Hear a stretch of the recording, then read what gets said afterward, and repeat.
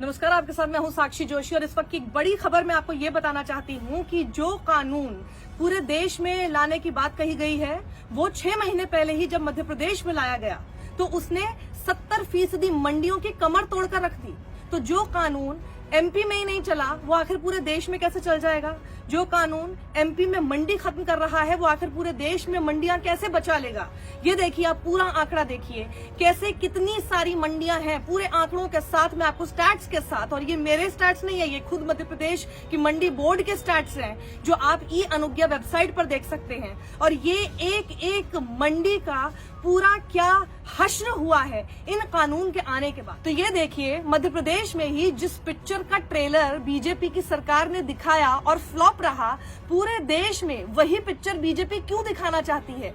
मंडी खत्म हो जाएगी, तबाह हो जाएगी, यही डर तो किसान को है और इसी डर की वजह से तो वो लगातार इस वक्त आंदोलन कर रहा है। लेकिन केंद्र सरकार है जो कह रही है नहीं नहीं, इन लोगों को भड़काया गया है, ये लोग मिसलेड है। तो ये अगर मिसलेड है तो आखिर वही तस्वीर हमें मध्य प्रदेश में दिखाई क्यों दे रही है जिसका डर है? तो सबसे बड़ी देखिए बात, ये बहुत मेजर और बड़ा आंकड़ा है कि सिर्फ अक्टूबर के महीने में ही 47 मंडियों का बिजनेस जीरो दर्ज किया गया है। जी हाँ, सिर्फ अक्टूबर के महीने में, क्योंकि मई के महीने में जब ये कानून वहां पर लाया गया था, संशोधित किया गया था, उसके बाद से लेकर अब तक जब 6 महीने का आंकड़ा आप देखते हो, सिर्फ मध्य प्रदेश में 47 मंडियां ऐसी हैं जिन्होंने अपना बिजनेस जीरो दर्ज किया आपके सामने।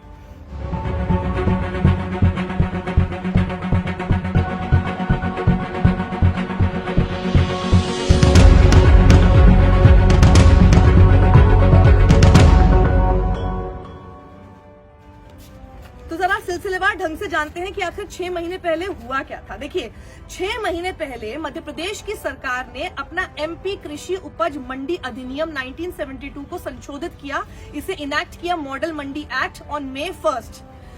MP state agricultural marking board ने इसे नोटिफाई किया to the state mandis on June 24। अब देखिए, ये जो संशोधन है ये क्या कहता है? ये संशोधन सभी व्यापारियों को बिना किसी लाइसेंस के, बिना किसी मार्केट फी के मंडी से बाहर अपना व्यापार करने का मौका देता है। यानी कोई लाइसेंस नहीं लगेगा, कोई आपको टैक्स नहीं देना है, कोई आपके ऊपर चार्ज नहीं लगेगा। उसके बाद 6 महीने बाद क्या हुआ? 6 महीने की स्थिति जो सितंबर अक्टूबर के महीने में देखने को मिली वो बेहद चौंकाने वाली है और डराने वाली है। और यही है सबसे बड़ी बात जिसको लेकर किसान आज डरा हुआ है और सरकार से बोलना चाहता है कि देखिए मंडी किस तरह से खत्म हो सकती है। अपने ही शासित राज्य मध्य प्रदेश की शक्ल देख लीजिए ना। तो ये देखिए, कुल 259 मंडियां हैं जिसमें से 47 ने रिपोर्ट किया जीरो बिजनेस अक्टूबर के महीने में। उसी में से 143 जो मंडियां हैं उन्होंने रिकॉर्ड किया बहुत बड़ी गिरावट, 50 से 60% की अपने बिजनेस में। यानी बिजनेस ऑलमोस्ट आधा ही नहीं, उससे ज्यादा गिर गया। और ये ध्यान रखिएगा कि ये वही समय था, जून का महीना, जब अध्यादेश लाया गया था। और जून के महीना और अक्टूबर के महीने के बीच का ये मैं आपको आंकड़ा बता रही हूँ, जब 50 से 60% बिजनेस में गिरावट दर्ज की गई है 143 मध्य प्रदेश की मंडियों में। उसके अलावा जो बची कुची 79 मंडियां थी वो इसलिए चल पाई क्योंकि जो सब्जी और फल है उसका आदान प्रदान, उसका फ्लो होता रहा। सिर्फ सब्जी फल की बदौलत ही 79 मंडियां बच पाई हैं मध्य प्रदेश में। ये सब्जी और फल को लेकर जो बात है ये मंडी बोर्ड के अधिकारी इसको मानते हैं। और साथ ही ये जो मैंने आपको पहले आंकड़े दिए ये एमपी मंडी बोर्ड डेटा के तहत है जो ई अनुज्ञा वेबसाइट पर आपको मिल सकती है। ये पूरी खबर मैं न्यूज क्लिक के काशिफ काकवी, journalist with the news click, उनकी रिपोर्ट के आधार पर कर रही हूँ। बहुत बढ़िया डिटेल्ड रिपोर्ट है जिसका लिंक भी मैं शेयर करूंगी और वो सारी रिपोर्ट का एनालिसिस और साथ ही उस सारे डेटा को मैं आपके सामने रखकर बता रही हूँ कि आखिर मध्य प्रदेश की स्थिति देखिए और बहुत गंभीर विषय है। जरा मैं आपको सितंबर के महीने का हाल बता देती हूँ। 47 मंडियों में से 10 मंडियां जो ग्वालियर में थी, 7 शिवपुरी में नॉन फंक्शनल बताई गई सितंबर में, 6 मंडियां इंदौर में नो बिजनेस और 6 मंडी जबलपुर के सेवनी में विदाउट एनी वर्क। वहीं अब हम आ जाते हैं अक्टूबर के महीने में। अक्टूबर के महीने में देखिए मंडियों का क्या हाल रहा। 15 मंडियां थी सागर डिस्ट्रिक्ट में, 14 जबलपुर में और 9 रीवा में, जिन्होंने दिखाया कि उनके पास कुछ नहीं है दिखाने को। There was no work, nothing to show.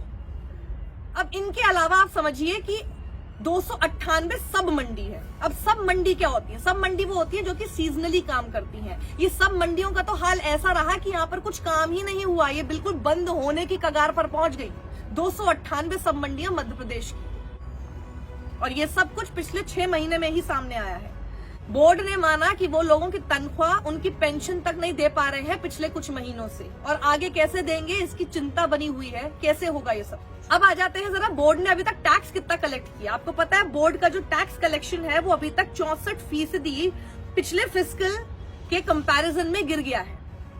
Fiscal year 2019 से 2020 जो कि 1 अप्रैल से 31 मार्च के बीच होता है, उसमें यानी कि जो पिछला था, जब कोविड भी नहीं था, जब ये नया कानून भी नहीं था, और तब सरकार भी ये नहीं थी, उस समय जो टैक्स कलेक्शन हुआ था वो 1200 करोड़ के ऊपर हुआ था। अब उसी की तुलना में यहाँ आ जाइए, सिर्फ इस पीरियड का अगर हम देख लें पिछले साल का, तो वो जो टैक्स कलेक्शन माना जाता है वो 600 करोड़ के आसपास हो गया, सीधा सीधा एक आकलन अनुमान के हिसाब से। अब आज की स्थिति में देख लीजिए, उसी पीरियड में जून से लेकर अक्टूबर के बीच में वो सिर्फ मुश्किल से 200 करोड़ रह गया है। Tax collection only 200 crore. आप ये कह सकते हैं कि ये 200 करोड़ या 220 करोड़ टू बी प्रिसाइज, ये 36% गिरावट हो गई है पिछले साल के मुकाबले। एमपी स्टेट मंडी बोर्ड एक ऑटोनोमस बॉडी है, ये 1.5% टैक्स कलेक्ट करती है अपने रजिस्टर्ड ट्रेडर्स से। इनके रजिस्टर्ड ट्रेडर्स 45,000 है मध्य प्रदेश में। अब ये जो ट्रेडर्स हैं, इनसे 1.5% टैक्स कलेक्ट करने के बाद जो आधा फीसदी टैक्स होता है यानी 0.5% वो दे देती है राज्य सरकार। राज्य सरकार उससे अपनी वेलफेयर स्कीम्स, डेवलपमेंटल स्कीम्स में उसका इस्तेमाल करती है। अब जो बचा कुचा 1% होता है, इससे अपने सभी एम्प्लॉय स्टाफ की सैलरी, पेंशन और साथ ही मंडी का जो इंफ्रास्ट्रक्चर है उसमें वो पैसा लगाया जाता है। आपको पता है कि इसी साल 7 अक्टूबर को कई सारे कृषि व्यापारियों के प्रेशर में आके ये टैक्स रेट रिड्यूस कर दिया गया, और पता है कितना कर दिया गया?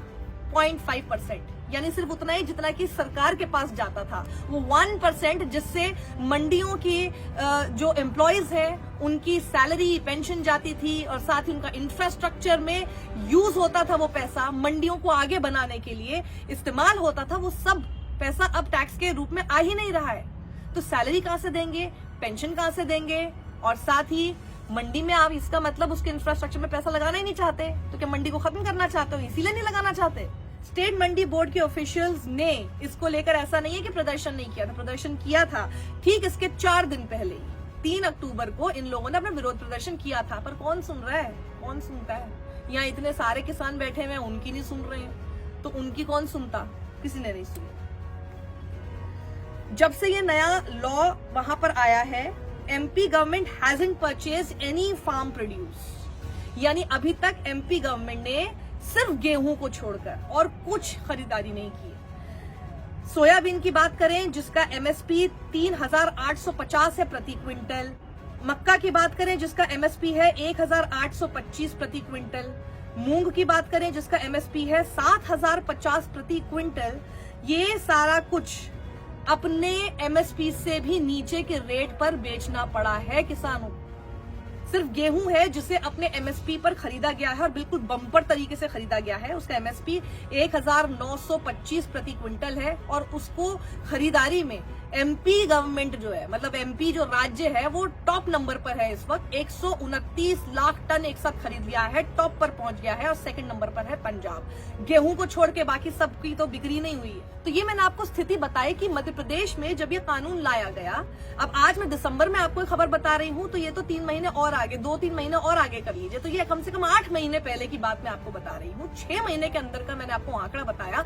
70% मंडियों की हालत खराब हो गई है, कमर टूट गई है। क्या ये तस्वीरें केंद्र सरकार को दिखाई नहीं दे रही? ये तस्वीरें आपको पता नहीं चल रही? आप क्यों नहीं मानने को राजी हैं कि आपके कानून में फ्लॉज हैं? बड़े बड़े लोग कह चुके, कौशिक बसु तक ने कह दिया है कि ये सीधा सीधा व्यापारियों की तो मदद करेगी, लेकिन किसानों को बर्बाद करके रख देगी। और किसान बहुत हद तक मंडियों पर बेस्ड है। मंडियों पर खड़ा हुआ है, तो मंडी को खराब करेगी तो किसान वैसे ही खराब होना शुरू हो जाएगा। ये क्यों नहीं समझ में आ रहा है किसी को? ये पूरी खबर आप ज्यादा से ज्यादा लोगों तक पहुंचाइए, बहुत जरूरी है। बहुत तरह की भ्रमित करने वाली खबरें आपके सामने परोसी जा रही है, लेकिन इंडिपेंडेंट जर्नलिज्म ही आज आपके सामने सही खबरें, बिना किसी तरह से मैनेज खबरें, कोई हमारे पास इंफॉर्मेशन नहीं आती है, कोई हमारे पास लिस्ट ऑफ फार्मर्स नहीं आते हैं, कोई हमारे पास ये नहीं आता है कि आज किस टैगलाइन के साथ आपको ये खबर करनी है। इसलिए इंडिपेंडेंट जर्नलिज्म को सपोर्ट कीजिए। काशिफ काकवी की मैंने खबर आपको दिखाई, उनके खबर करने के कुछ दिन बाद इंडियन एक्सप्रेस ने भी उस खबर को कैरी किया। तो देखिए ये है प्रभाव इंडिपेंडेंट जर्नलिज्म का। So we must support it. Please like and subscribe. अगर अभी तक नहीं किया है सब्सक्राइब तो जल्दी से कर लीजिए, बेल आइकन जरूर दबाइए, और साथ ही अपने दोस्तों में, परिवारों में ऐसे इन्फॉर्मेटिव वीडियो जरूर शेयर कीजिए। हम जोक्स बहुत शेयर करते हैं, हम नाच गाना बहुत शेयर करते हैं, सब कुछ करते हैं, लेकिन हम लोग जबरदस्ती कभी कभार ऐसी पढ़ाई लिखाई की चीजें भी जरा शेयर कर ले, ताकि देश के प्रति हमारा कुछ तो योगदान हो कि हमने किसी को कुछ तो सही ज्ञान दिया। शुक्रिया। सत्यमेव जयते।